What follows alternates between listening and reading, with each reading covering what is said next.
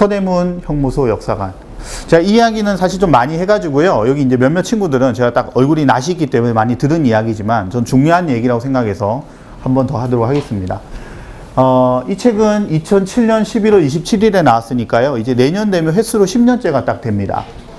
2006년에 저는 군인이었어요. 군인 되기 전에는요, 학생들과 우리 문화재를 탐방하러 많이 다니는 선생님이었습니다. 그래서 선생님한테도 아주 좋은 기회가 왔어요. 누가 이제 이 이야기를 했죠. 서대문 형무소 역사관에 대해서 한번 책을 써보지 않겠습니까? 라고 권유를 받았어요. 고민했습니다. 왜 고민했을까요? 군인이잖아요. 바로 시작할 수가 없어요. 예, 휴가 나와가지고 출판사 사람을 만나서 이야기를 했습니다. 하지만 제가 정말 한번 써보고 싶은 책이기도 했어요. 이때는 책을 제가 낸 적이 없기 때문에. 왜냐하면 선생님 아까 나와 있었지만 고향이 서울이 아니에요. 선생님 고향은 저 부산이라는 곳입니다. 예, 부산에 있는 어린이들은 소풍을 대부분 다 바닷가로 갑니다.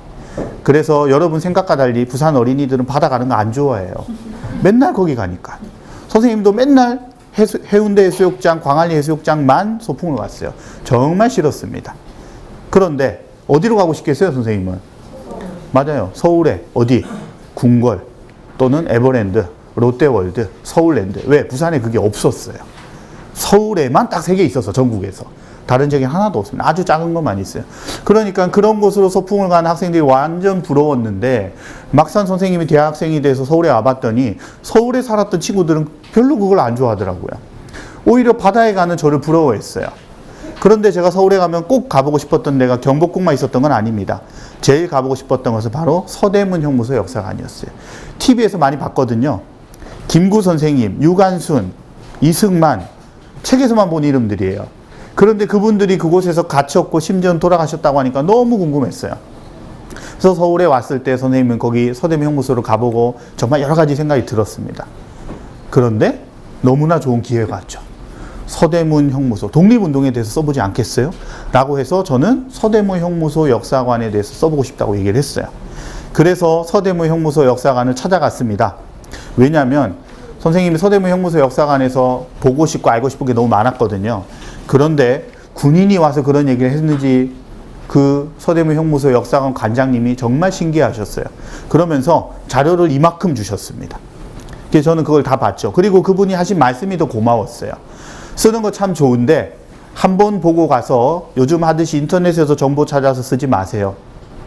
많이 오세요. 봄에도 오시고 여름에도 오고 가을, 겨울 계절별로 다 오셔야 이곳에 갇히셨던 분들의 마음을 조금이나마 알 수 있습니다. 문 열 때도 오시고요. 쨍쨍한 낮에도 있고요. 문 닫기 전에도 오세요. 필요하다면 문 닫고 난 다음에 또 내가 보여줄게요. 라고 하셨어요. 그래서 저는 문 닫고 난 다음에 깜깜할 때도 서대문 형무소 봤습니다. 예, 너무 무서워요. 사람이 일단 아무도 없죠. 그보다 더 무서운 건 뭡니까? 조금 공부를 해서 그런지 거기서 어떤 일이 있었는지 제가 알죠. 지하의 그 고문의 현장. 예, 낮에 가는 것과 아주 달라요, 기분이. 사형장, 정말 거기선 사람이 돌아가셨죠. 그 현장 그대로 있거든요. 가서 보는 기분이 정말 다릅니다. 그 안에는 못 들어가게 돼 있어요. 특별히 안에 들어가는 건 반칙이지만 문 열고 살짝은 보여주셨어요.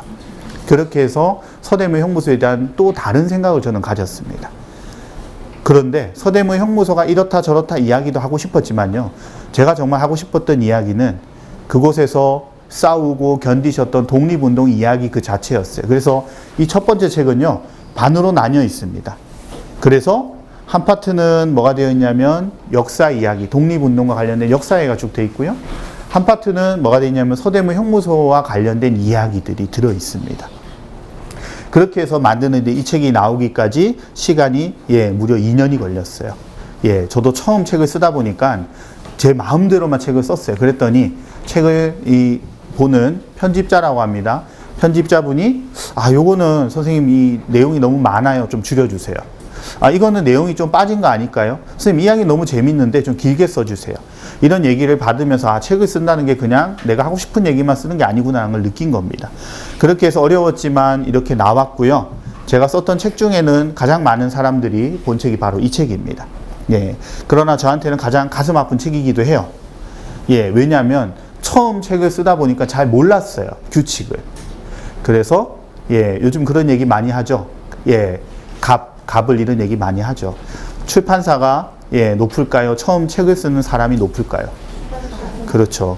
지금은 책을 여러 번 쓰다 보니까 출판사와 충분한 이야기를 할 수가 있어요. 근데 그때는 아니거든요. 제가 뭐 책도 안 써봤는데 시키는 대로 하는 거죠. 계약서를 잘못 썼습니다. 그래서 이 책은 2만 권이 팔렸어요.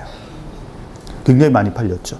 네, 아까 얘기했듯이 400원씩 받아도 1,000만 원 가까운 큰 돈을 번 책인데 실제 선생님이 받았던 돈은 150만 원이 끝이었어요. 이걸 매절이라고 합니다. 예, 옛날 우리 영화가 그랬죠. 배우들이 영화를 찍을 때 처음 저는 이 영화 출연하는 출연료로 1,000만 원 주세요. 그렇게 했는데 세상에 명량처럼 대박 나가 1,000만 명이 봤어요. 그러면 영화가 잘 된 건 기쁘지만 나한테는 사실은 별 도움이 안 돼요. 억울한 거거든요. 요즘은 그렇게 계약을 하지 않아요. 어떻게 계약할까요? 많이 본 만큼 많이 가져가요. 그래야 그게 올바른 게 되겠죠. 예, 그걸 인세라고 합니다. 그래서 이 책에 대해서는 저는 4%, 출판사는 20%, 또 사진 찍은 사람이 2%, 그림 그리는 사람 4% 이렇게 나눠서 가져요. 이런 규칙이 있습니다. 이 규칙을 선생님이 몰랐던 거예요. 그런데 그 규칙을 안 가르쳐주고 어떻게 보자면 선생님을 속인 그 사람은 지금 출판사에 있을까요? 없을까요? 없어요. 어디가 하소연할 수도 없어요, 선생님은. 대신에 큰 공부한 거죠. 그래서 어떤 일이든 처음 할 때 무턱대고 하는 건 아니라는 걸 알았어요. 책을 쓰는 거에만 너무 집중을 해서 나는 책 나오니까 너무 기분 좋다. 그래서 사실은 두고두고 후회를 할 일을 해버렸습니다. 그런 실수들을 선생님도 하는 거예요. 하지만 이거는 선생님 하나 이렇습니다. 이 책을 되게 어렵지만 하나 쓰고 나서 무슨 생각이 있냐면요. 선생님 이 책 썼을 때 나이가 30살이었습니다. 그래서 이런 생각했어요. 내가 30살에 처음으로 책을 썼는데 너무 뿌듯했거든요. 정말 뿌듯했어요. 앞으로 10년 동안 매년 한 권씩 책을 쓴다면 선생님이 10년이 지나서 40살이 되는 해에 10권의 책을 쓰지 않을까? 근데 사실은 10권의 책을 쓴 사람은 찾기 참 어렵습니다. 그게 쉬운 일이 아닌데요. 잘 몰랐으니까 해본 꿈이었어요. 그래서 그런 꿈을 한번 꿔봤어요. 해볼까? 그리고 시간이 지금 벌써 8년이 지났습니다. 선생님 나이 나왔죠? 30살 시작했고 8년 지났습니다. 선생님 나이 38살이에요. 지금 여기 나와 있는 6권의 책 나왔고요. 한 권은 제가 기획을 한 책도 있습니다. 예, 그리고 또 2권은 이미 다 썼어요. 다 써서 이제 나올 대기를 하고 있는 책들이 있습니다. 다시 말하면 8권은 이미 제가 썼어요.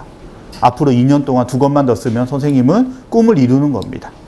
돈을 많이 벌고 뭐 성공하는 그거와는 다른 선생님 또 다른 꿈이에요. 이 꿈은 뭡니까? 선생님 정말 하고 싶고 선생님이 가치를 가지는 꿈. 처음에는 과연 될까? 처음 이 얘기를 들었던 사람들은요. 야, 그거 너무 어려워. 말도 안 되는 소리야. 뭐 한 권 썼다고 너무 욕심내는 거 아니야 라고 했지만 한 발 한 발 해 나가니까요. 시간이 쌓이니까 됐어요. 그래서 선생님은 항상 이런 꿈 이야기를 우리 어린이 책을 쓰니까 어린이들하고는 하고 싶어요. 여러분이 지금부터 어떤 꿈을 가지든 10년 후에 시간이 지나서 여러분들이 어른이 됐을 때 그 꿈을 가지고 시작한 어린이와요. 별 생각 없이 그냥 하루하루 재밌게 즐기기도 하고 아니면 그냥 힘들지만 지나가는 친구는 분명 달라요. 그 꿈을 이루려고 노력한 사람 꿈을 이루지 않아도요. 뭔가 아주 많은 길로 나가 있습니다. 저는 그것을 경험을 했기 때문에 자신 있게 이야기를 하는 겁니다. 자, 그러면 서대문 형무소 역사관과 관련해서 우리의 독립운동사 이야기를 좀 해볼까 합니다. 언제 봐도 가슴이 뿌듯해지는 사진입니다. 그리고 언제 봐도 여기 있는 단 마지막 한 명까지 붙잡아가지고 감옥에 가둘 것이야 라고 했었던 일본 사람들의 표정도 떠오릅니다. 이것은 바로 대한민국 임시정부 요원들의 사진이에요. 이분들은 고향이 다 다릅니다. 어떤 분은 저 함경도, 어떤 분은 저 제주도, 어떤 분은 선생님과 고향이 같은 부산, 또 많은 사람들은 우리가 살고 있는 서울. 그런데 각자의 지역에서 많은 노력을 하다가 이제 나라 뺏겼기 때문에 더 이상 그곳에서 독립운동 할 수가 없어요. 그래서 다들 여기저기서 독립운동 하다가 안창호 선생님이 이런 주장을 하셨습니다. 3.1운동이 일어나는 걸 보면서 이제 우리 민족이 드디어 일어나서 일본에 맞설 때가 왔다. 그러니 이제 우리도 잃어버린 나라지만 정부를 새로 만들고 그 정부가 중심이 돼서 일을 합시다. 그러니 자기가 가진 거 모두 버리고 다 모입시다. 어디로요? 중국 상하이로. 그럼 뭐 굉장히 많은 지역인데 왜 하필 중국 상하이로 갔을까요? 이유가 있겠죠. 중국 상하이는 유럽의 모든 국가들이 미국을 포함해서 모든 국가들이 다 상하이에 외교관들을 보내놓은 상태였어요. 다시 말하면 상하이에서는 제 아무리 콧대 높은 일본도 자기 마음대로 못하는 땅입니다. 그랬기 때문에 우리는 외국의 정보도 얻어야 되고 다른 나라의 도움도 받아야 되고 그리고 일본과 맞서야 되는 가장 좋은 땅이 상하이라고 생각을 한 거예요. 그래서 이곳에 가서 사람들이 독립운동을 시작을 했으니 우리가 오해하면 안 되는 게요. 독립운동을 했던 사람들이 뭐 김구 선생님, 뭐 이승만 박사 또는 뭐 여운형 선생 몇 명만 있는 게 아니에요. 그분들은 대표들이고요. 그분들 밑에서 일하는 사람들이 엄청나게 많았어요. 독립운동을 하는 임시정부 주변에는 수백 명이 넘는 독립운동가들이 각자 자신만의 스타일로 독립운동을 했어요. 그때 나이 지긋한 사람이 굉장히 늦게 이곳에 찾아옵니다. 그분이 바로 누구냐면 김구 선생님이에요. 김구 선생님은 우리가 볼 때 독립운동하면 제일 먼저 떠오르는 사람이지만 독립운동을 시작할 때는요 그런 사람이 아니었어요. 야구로 치자면 2군 정도밖에 안 되는 사람. 주력이 아니에요. 4번 타자도 아닙니다. 그러나 노력해서 4번 타자가 되는 분이에요. 왜냐? 너무 대단한 사람들이 모이다 보니까요. 의견이 안 맞습니다. 그래서 모일 때는 좋았는데 모여가 1년 동안 뭐 했느냐? 어떻게 독립운동할까를 놓고 싸움만 했어요. 어떤 분은 얘기하죠. 우리 힘 없다.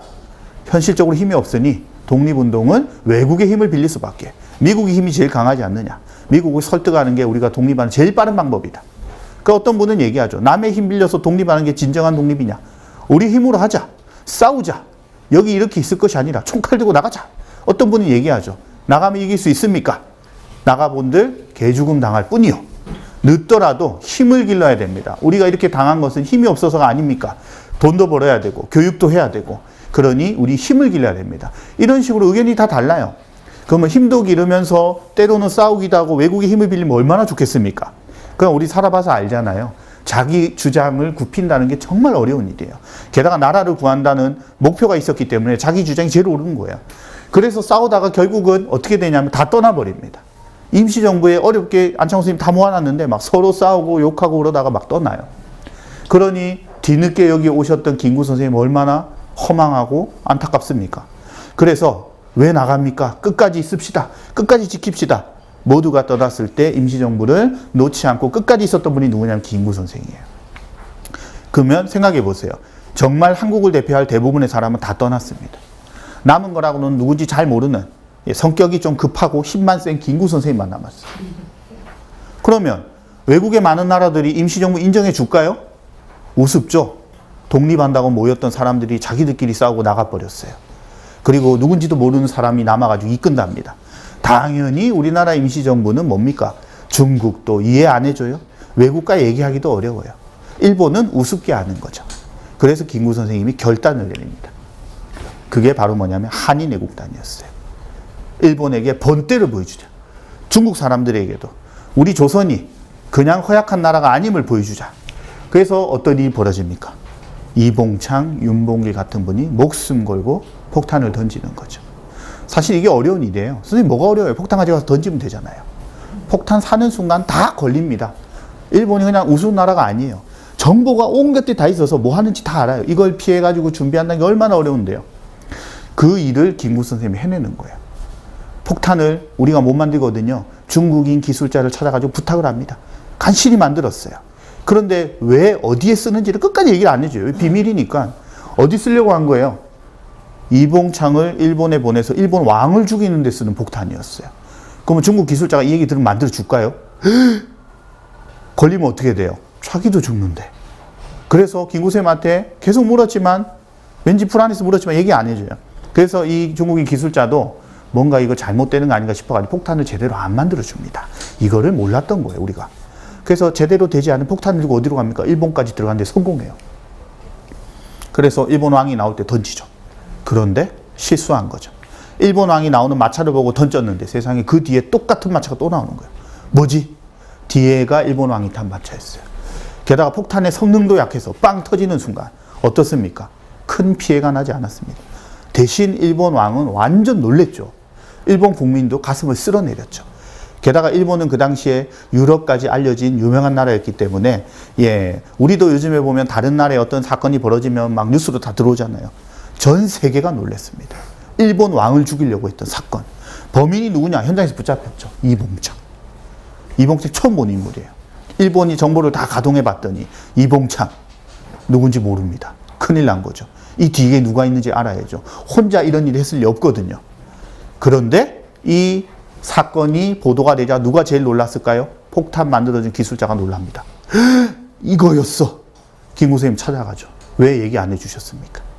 이런 큰일이었다면 제가 정성을 다해 만들었을 건데. 그래서 김구 선생님 얘기합니다. 어쩔 수 없었어. 지금부터라도 도와주시오.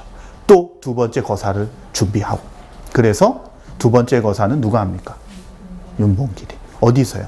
일본 왕의 생일을 축하하기 위해서 일본이 차지한 중국 땅 상하이에서 행사가 열리는데 그 행사장에 들고 들어갈 수 있는 것은 도시락과 물통밖에 없었습니다.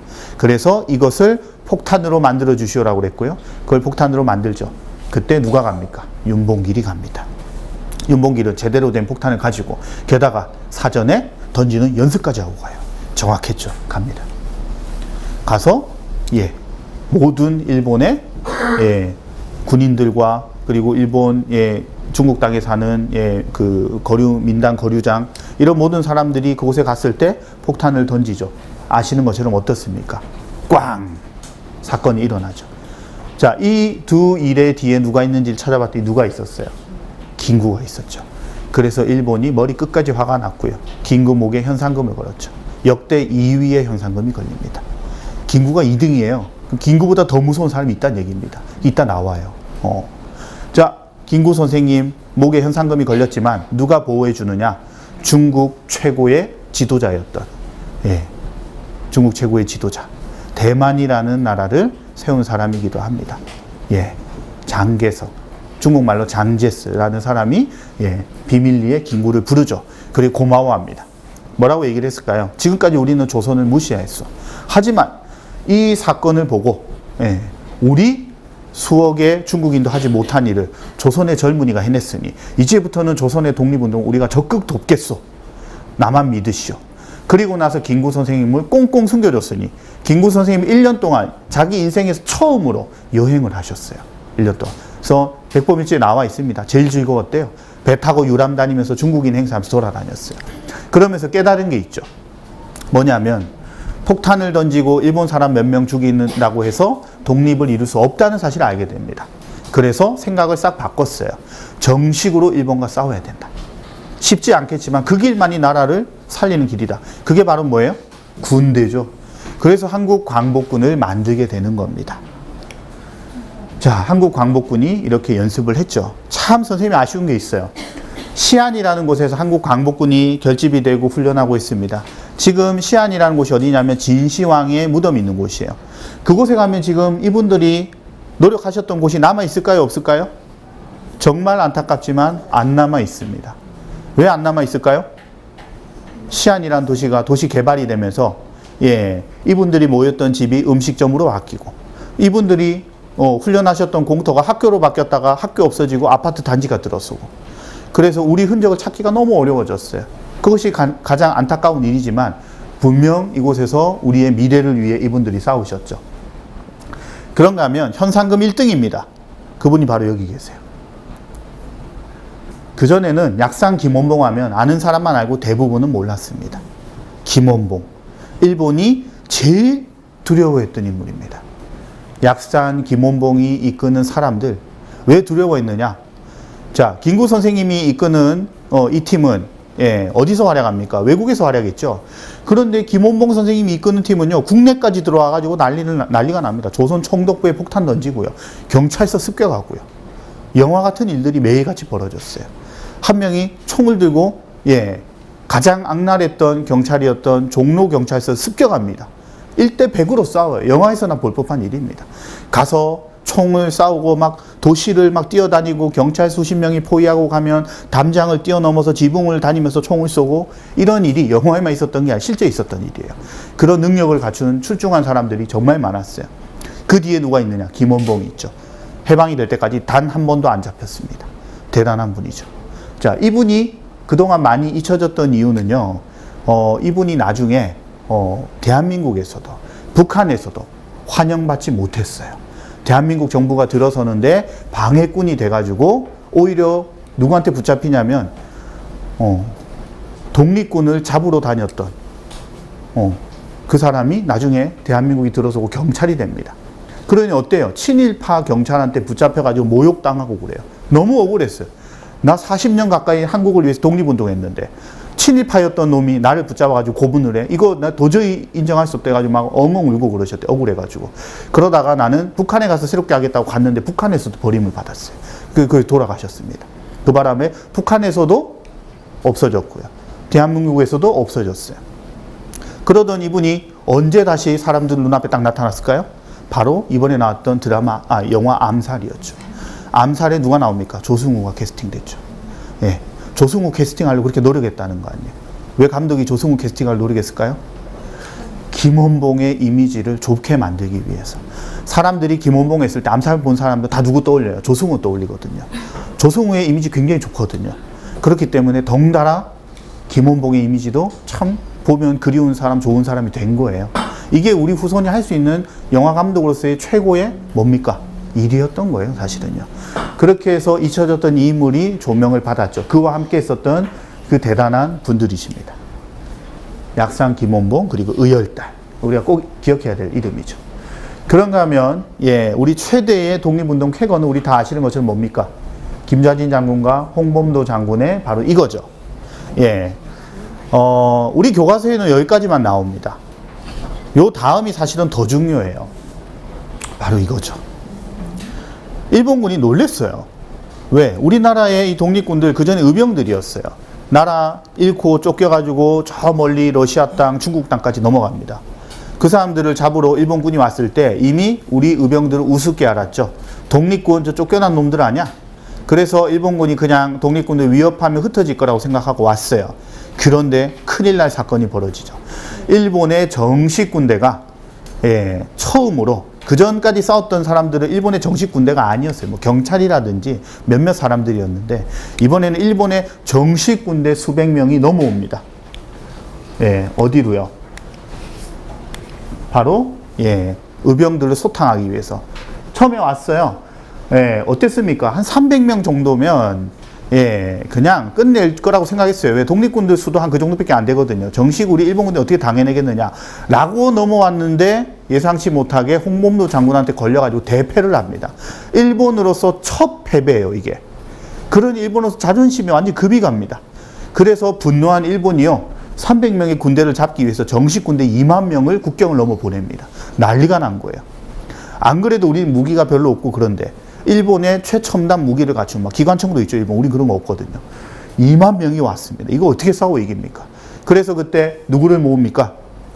김좌진을 비롯한 홍범도, 주변의 군대 연합군을 다 모읍니다. 그렇게 다 끌고 모았더니 우리 독립군이 한 2,000명 정도 됐어요.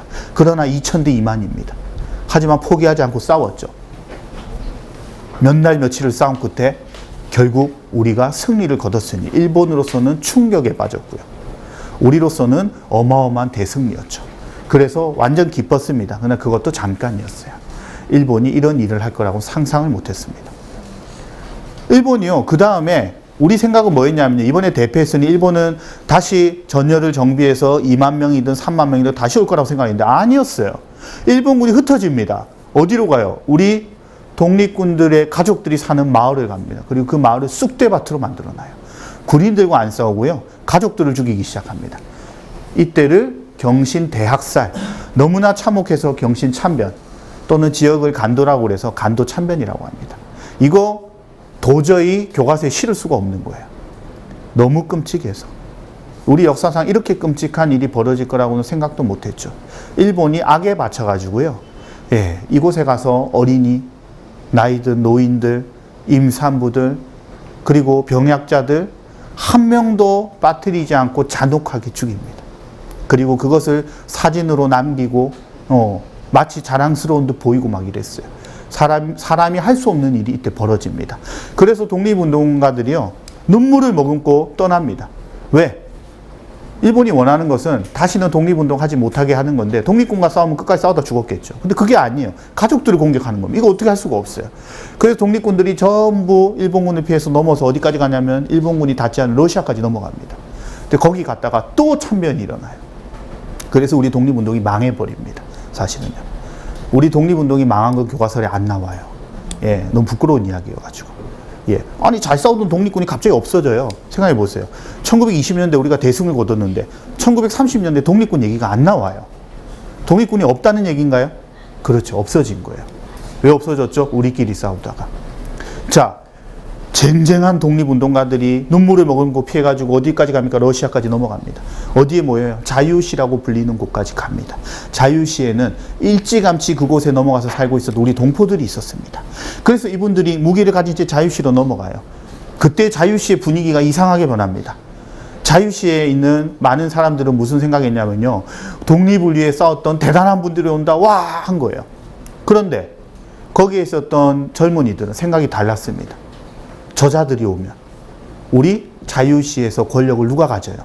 저자들이 가지는 거예요. 이렇게 한번 얘기를 해볼까요? 우리 스티브 잡스가 돌아가셨죠. 죽었단 말이에요. 근데 스티브 잡스가 살아있다고 생각해봐요. 근데 스티브 잡스가 미국 정부랑 뭐 하여튼간 문제가 생겨가지고 막 싸우다가 오바마와 사이가 틀어져가지고 한국으로 온다고 그래요. 그럼 뭐 아니 잡스가 와서 한국인이 된다. 이 좋은 일이에요? 안 좋은 일이에요? 그런데 삼성 입장에서는 좋을까요? 삼성을 이길 수 있는 유일한 회사가 애플인데 애플을 만든 사람이 한국인이 돼서 온다. 대부분의 국민들은 우와 그러면 우리나라에 스티브 잡스는 좋겠네. 삼성 다니는 사람들 생각이 다르겠죠.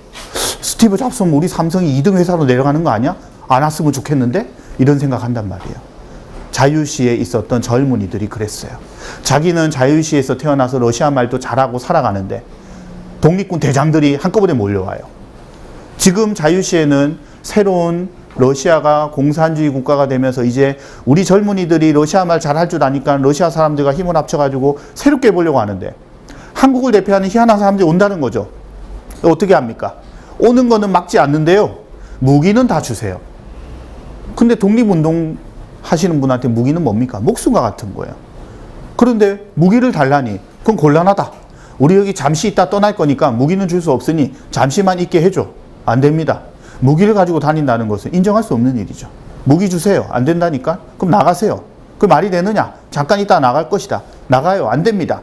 하다가 결국은 실랑이가 벌어져가지고 나가기로 합니다.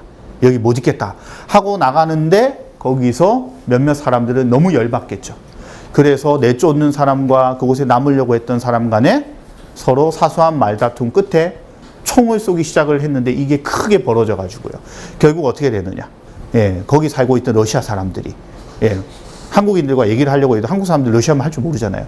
그런데 거기 사는 젊은 사람들 러시아말 하거든요. 와서 이렇게 얘기합니다. 보십시오.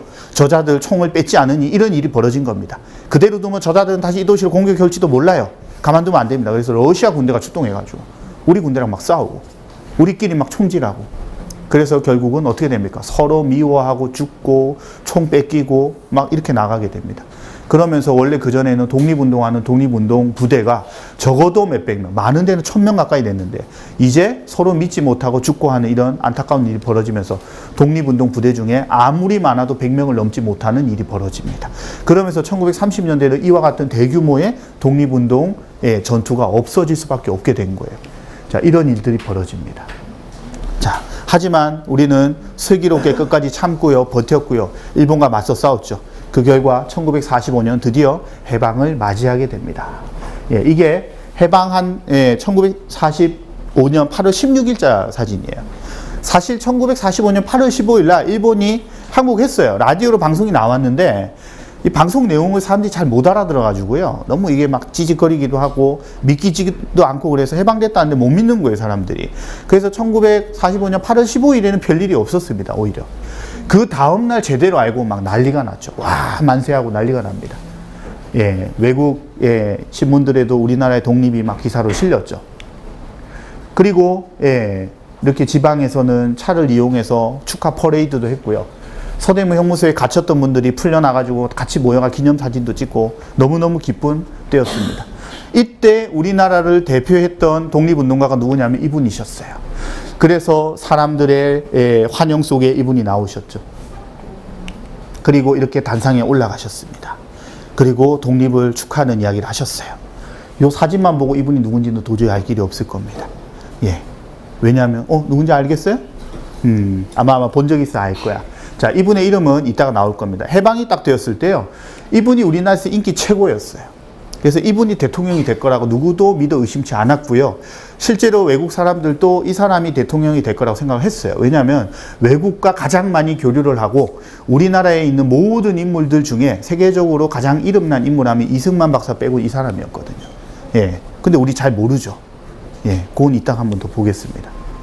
자, 11월 달이 됐어요. 8월에 해방했는데 11월 달에 대한민국 임시정부가 드디어 우리나라에 들어옵니다. 아니, 그러면 해방을 했는데 왜 못 들어왔을까요? 돈이 없어 그랬을까요? 아닙니다.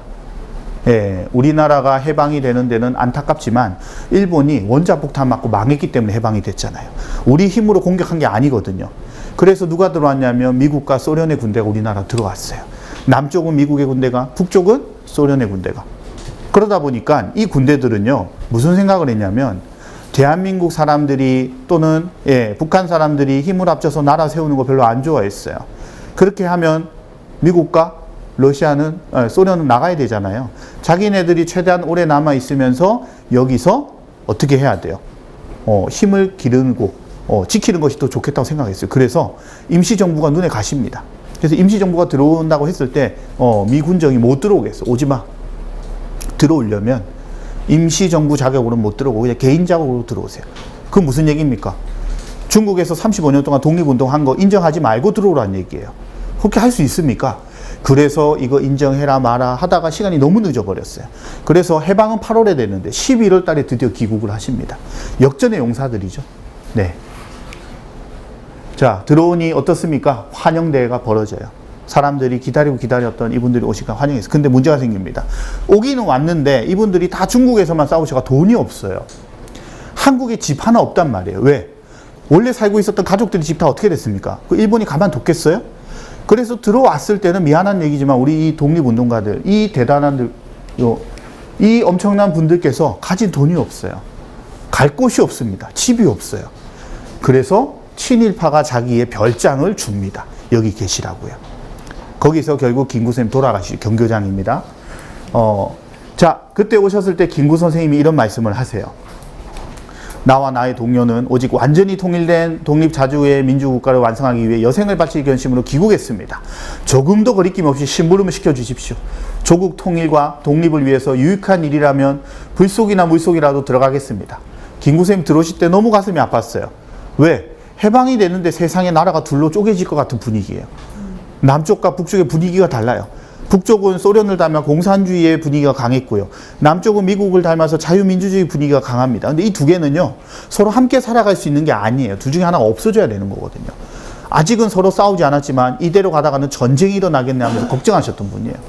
아니나 다를까 김구 선생님 돌아가시고 나서 정확히 1년 후에 전쟁이 일어나죠. 김구 선생님 1949년 6월 26일 날 돌아가셨거든요. 딱 1년 후가 언제입니까? 1950년 6월 25일 전쟁이 일어나죠. 그것만큼은 막고 싶었어요. 그래서 이런 이야기를 하시죠. 조국의 통일, 그리고 독립됐는데 무슨 독립? 자기가 볼 때는 제대로 된 독립이 아직 아닌 거예요. 그래서 이것을 하고 나면 나는 여생을 마쳐도 여한이 없겠다라고 이야기를 하시면서 들어오셨던 게 바로 이분이십니다.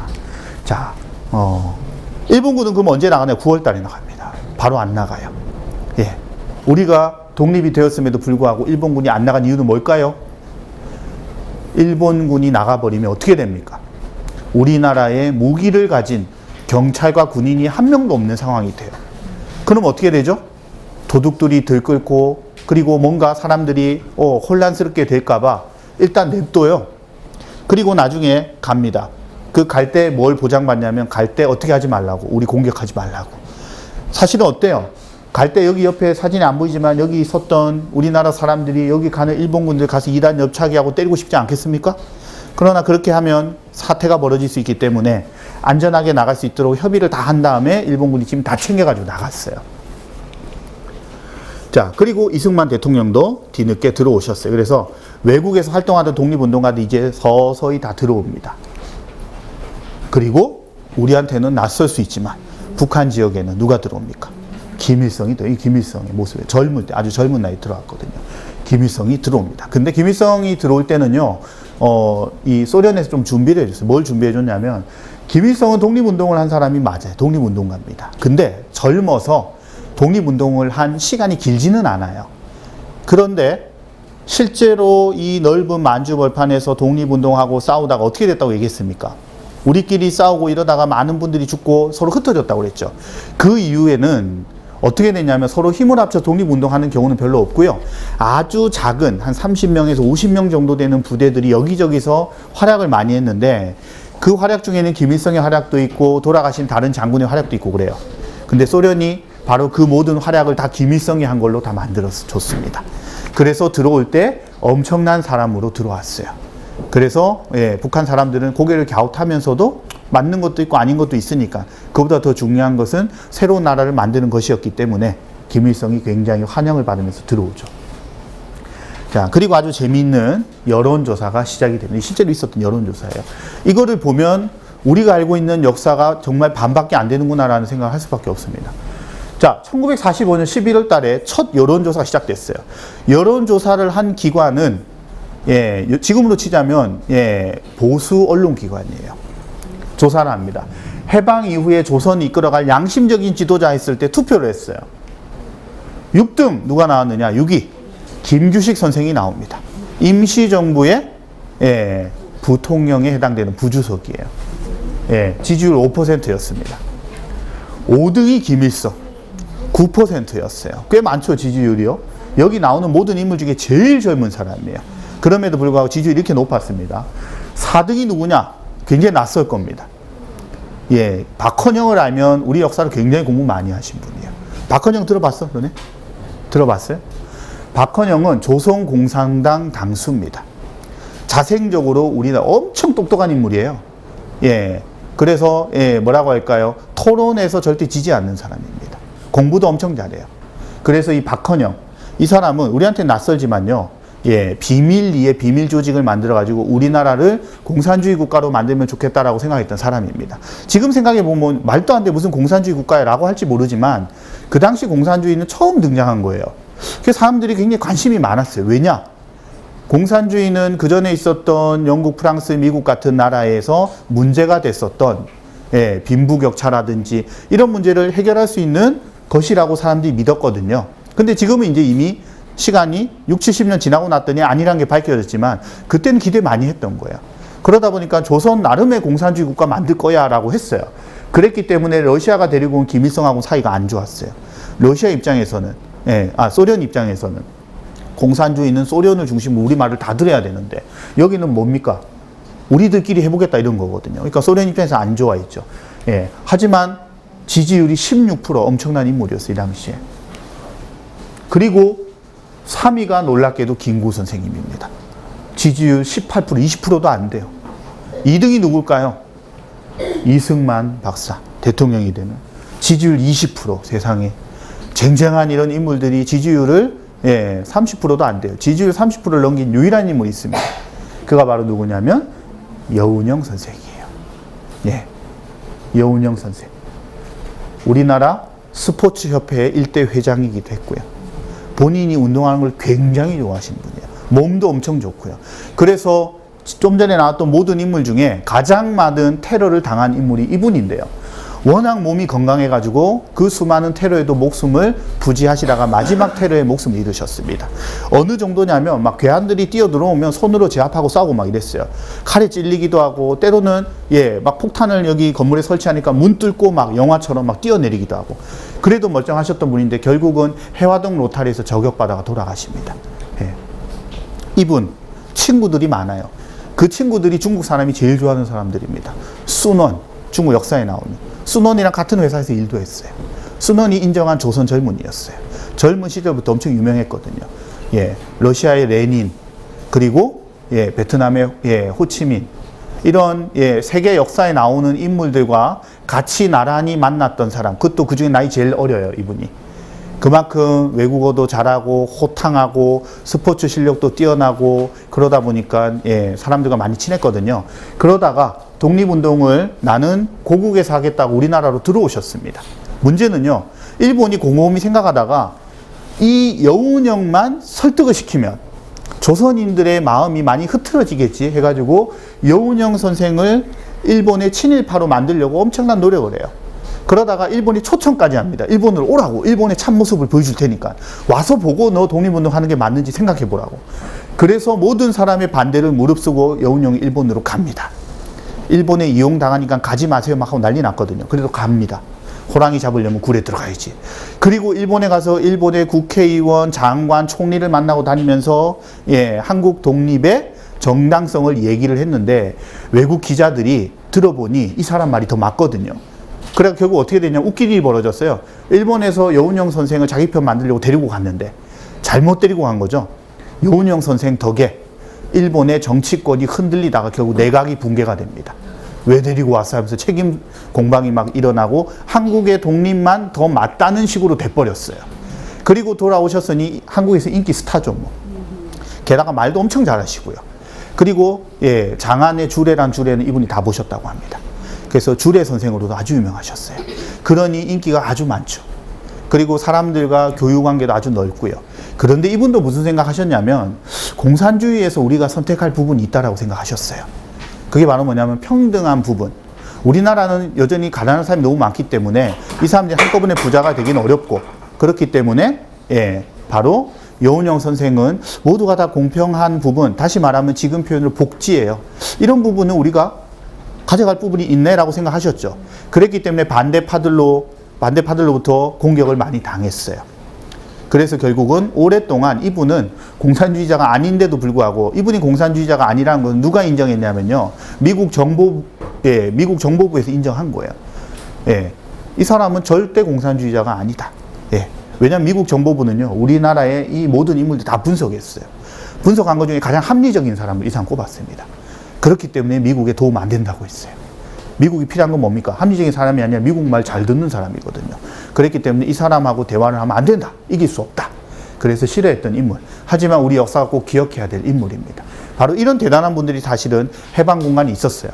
그리고 이 이야기가 너무나 고맙게도 해방 70년을 맞아서 약산 김원봉부터 시작해서 새롭게 발굴되는 인물들이라고 할 수가 있겠죠. 자, 그래서 그때 설문조사의 마지막이 이거였습니다. 자, 우리나라를 이끌어갈 사람들로 조직할 때 드림팀을 꾸몄거든요. 그때 각 분야에서 1등한 사람들이에요. 지금 볼까요?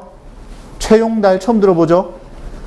백남훈 낯설죠? 안재용 잘 모르겠죠? 허헌 누구지? 박헌영은 좀 전에 들어봤죠? 박헌영, 허헌, 안재용, 여훈영, 백남훈, 최용달, 김일성, 다 북한을 선택한 사람들입니다. 조만식 선생은 평양 출신이시지만 끝까지 평양에 계셨죠. 그러다가 나중에 돌아가시지만 이분은 민족주의자예요. 김구 선생과 이승만 대통령 민족주의자. 다시 말하면 이렇게 얘기할 수 있겠죠. 현재 대한민국 체제에 관심을 가진 사람은 3명. 나머지 여기 있는 둘, 넷, 여섯, 일곱 분은 뭡니까? 지금의 북한이라고 하면 안 되겠죠. 당시 처음 등장했었던 공산주의에 좀 더 관심을 가지셨던 분. 그렇게 하고 지금 와서 보니까 어떻습니까? 이분들이 관심 가졌던 공산주의는 별로 결과를 좋게 내지 못했죠. 그리고 오히려 세 분이 관심 가졌던 대한민국이 여러 가지 이유는 있었지만 지금까지 잘 굴러왔죠. 하지만 이때로 가보면 어떻습니까? 우리가 그런 얘기 많이 하죠. 북한은 저거 가짜야. 사람들이 별로 안 원해서. 아니에요. 북한을 원하는 사람도 참 많았습니다. 우리가 요거를 잘 이해하지 못하면 북한 사람들은 이상하게 생각해요. 우리가 저 말도 안 되는 걸 왜 북한 사람들 하고 있지? 아니에요. 북한 사람들 나름대로 말이 됐다고 생각했기 때문입니다. 그걸 인정하면서도 시간이 이렇게 지났으니까 이제는 다른 선택이 필요할 때라고 우리가 얘기를 해야지, 너네가 틀렸어, 우리 게 맞아, 이랬다가는요 되지 않아요. 왜냐하면 시작할 때는 훨씬 더 사람들이 관심이 많았던 것이었거든요. 이제 이런 이야기들이 광복 70주년이 된 지금에 많이 나온다고 할 수 있겠죠.